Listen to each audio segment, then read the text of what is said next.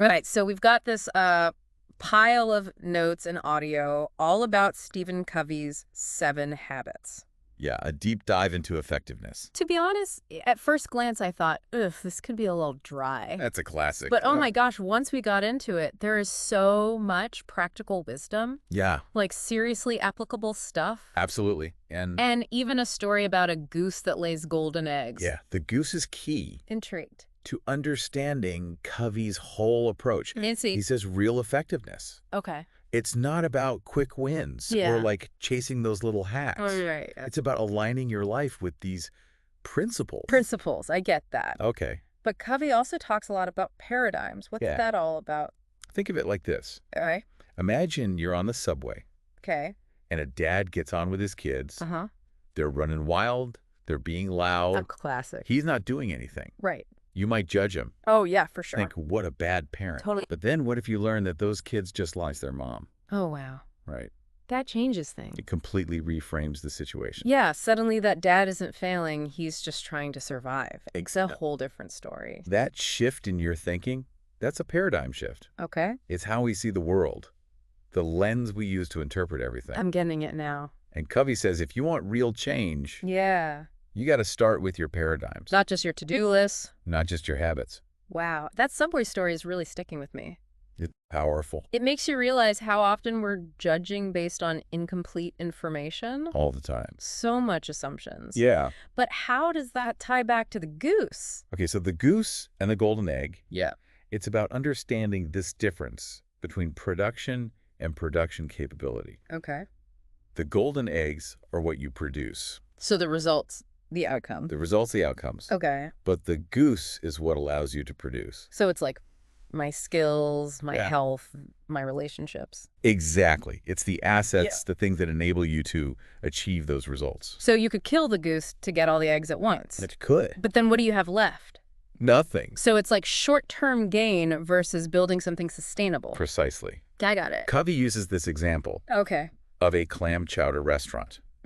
Interesting. They were famous for their clam chowder, Okay. but new management wanted to boost profits. Uh-oh. So they watered down the recipe. Class. Profits jumped initially. Short-term gain. But guess what? What happened? People stopped coming back. They killed the goose. They killed the goose that laid the golden egg. The thing that made them special. I Exactly. see this all the time, like Yeah. in workplaces, Yeah. people burning themselves out for a promotion or neglecting their families to chase a bigger paycheck. It's everywhere. They're getting those golden eggs. Right. But at what cost? What cost? That's the question Covey would ask. What golden geese are you neglecting in your own life? Yeah, it makes you think. Is it your health?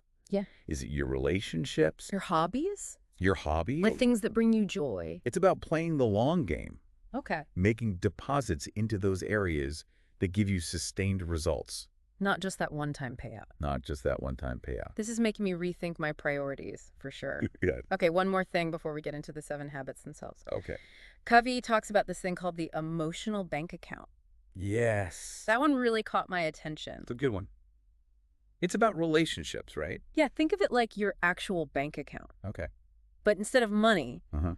it's trust, kindness, understanding. Okay. Every interaction Yeah. is either a deposit or a withdrawal. Interesting. Keeping promises, Right. a deposit. Got it. Disrespect, A withdrawal. a withdrawal. I love this. It's a good one, Aaron. Yeah. It makes relationships feel less mysterious and more like something you can actively work on. Absolutely. But what if what I think is a deposit isn't the same for the other person? That's such a good point. Yeah, A big part of this is understanding the other person's currency, they're current. their value, Right. what makes them feel loved, respected. I get it. Maybe for your partner, quality time is a huge deposit. Mm-hmm. But for a coworker, Yeah. it's about clear communication and meeting deadlines. Oh, so it's like you can't just use your playbook. You got to learn the other person's language. Exactly. This is blowing my mind. It's deep. Okay, ready to get into the 7 habits themselves? Let's do it. Hit me with them. Okay, so Covey uses this computer analogy Okay. to explain how they all build on each other. Okay. So habit 1, be proactive. Yeah. This is like being the programmer of your own life. So I write the code. You write the code. Okay. You choose your response. Okay. You're not just reacting to whatever pops up. I like that. Instead of just letting life happen to us, Yeah. We actually have more agency than we realize. Way more. Okay, what's next? Habit 2 is begin with the end in mind. Okay. This is like writing the program. Okay, so what do I want my life to be about? Exactly. What are my values, my big goals? What's the purpose of this program you're creating? I hear mission statement, and I think like corporate jargon. I know it can sound that way. But you're saying it's about defining what truly matters to me. Yes. On a deep personal level. How have you seen people make those mission statements actually work in their lives? Covey shares some great examples in his talks. Okay, like what? Well, like General Schwarzkopf, Okay. famous general. Yeah. He had this simple but powerful epitaph planned. An epitaph. Yeah, like what he wanted on his tombstone. Oh, wow, okay. It said, a good soldier who served his country and loved his family. That's beautiful. He gets right to the heart of what he valued. Yeah. And another listener in one of his talks, this guy created a family mission statement, Okay. focusing on building a legacy of strong relationships. Not just financial success. Not just money. Okay, so those examples make it feel less abstract and more like a guiding principle A guiding principle for your choices. for your life. For your life, exactly. So how do you actually write a good mission statement? Covey gives some great tips. Like what? He says it should touch on your needs to live, Okay. to love, Uh-huh. to learn, To learn. and to leave a legacy. Okay. It's a blueprint for a fulfilling life, Not just a to-do list. not just achievements. I'm inspired. Right. I'm going to work on my mission statement. Yeah. But, okay, let's be real life. Throws curveballs. All the time. How do we actually run the program we've written when everything's going crazy? That's where habit 3 comes in. Put first things first. Okay. This is where Covey introduces his famous time management matrix. Ooh, I think we need a whole other part of this deep dive to get into that. We definitely do. But for now, dear listener, we're going to take a quick pause. Catch your breath. But don't go anywhere. We'll be right back.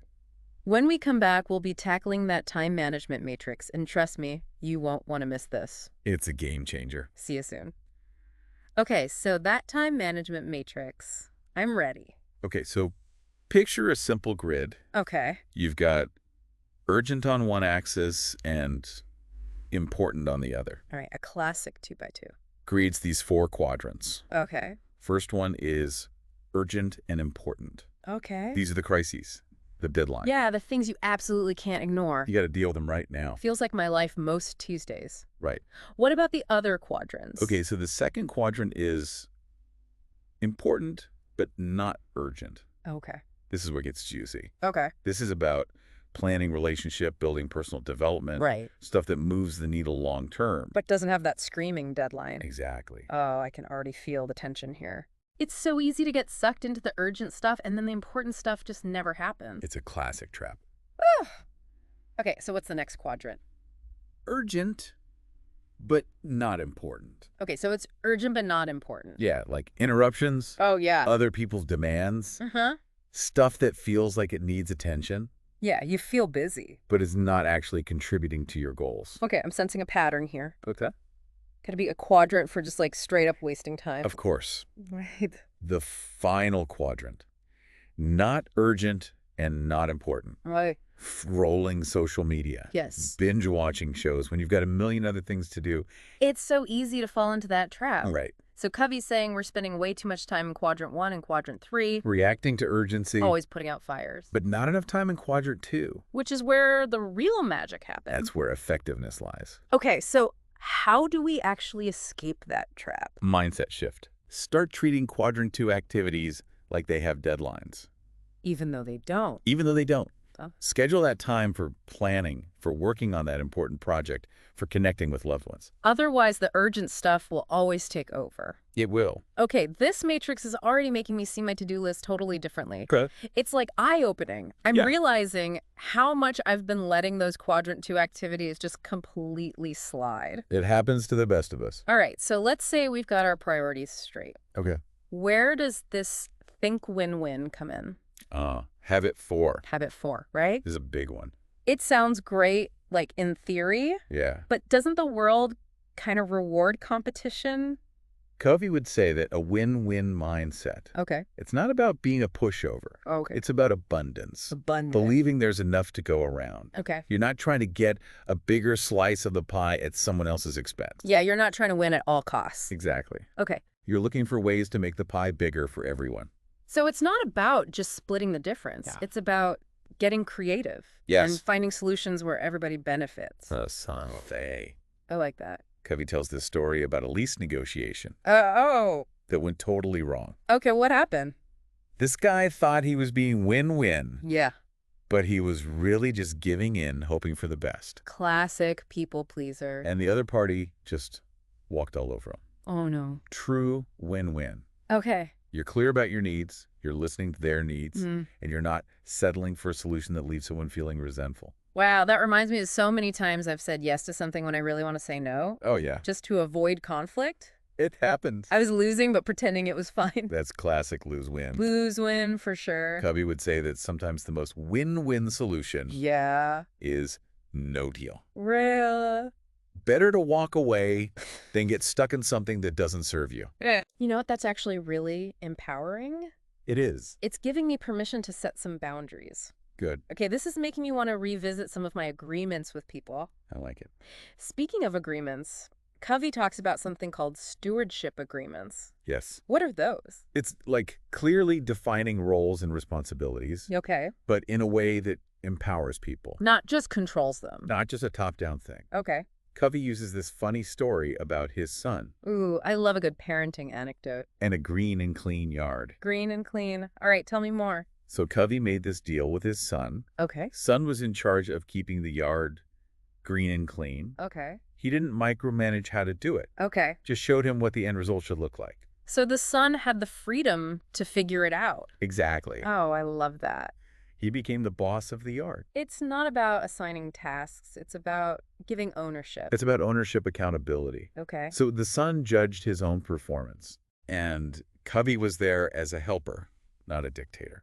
This reframes delegation. It does. It's not just dumping work on someone. No. It's about setting clear expectations, Right. but then trusting them to get the job done their way. And it prevents so many misunderstandings. Yeah, power struggles. Think about how often It happens all the time. we assume people know what we want. Yeah, and then get frustrated when they don't deliver, Clear agreements up front even in personal relationships. can be game changers. My brain is officially in overdrive, I love it.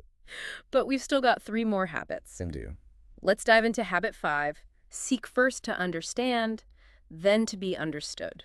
Okay, this one's all about empathy. Empathy.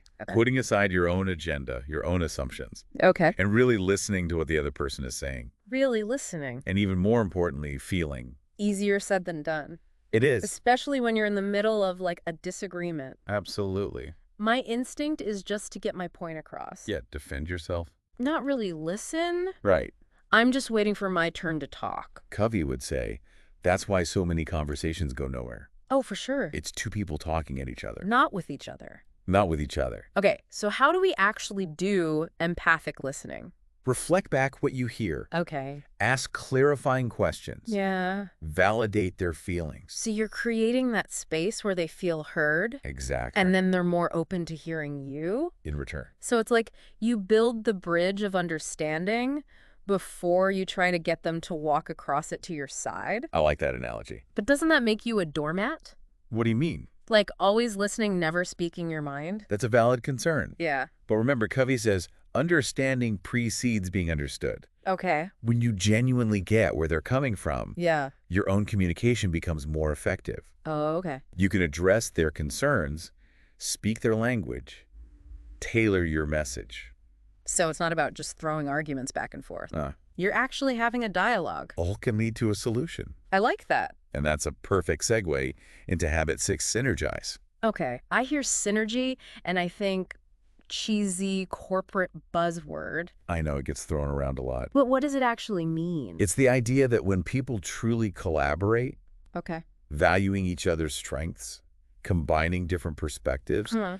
the result is greater than anything they could have achieved individually. So it's not just about teamwork. No. It's about that spark that happens when different minds come together and create something new. Exactly. That's cool. Covey says synergy is essential For what? for solving complex problems, coming up with innovative solutions. Okay, but I'm guessing there are things that kill synergy. Absolutely. Like what? He calls it defensive communication. Defensive communication. It's basically the opposite of synergy. Okay, so what does that look like? Think about those conversations where you feel like you're walking on eggshells, Uh-huh. judging, blaming, trying to control the other person. Oh, yeah, I've been there. That kills synergy.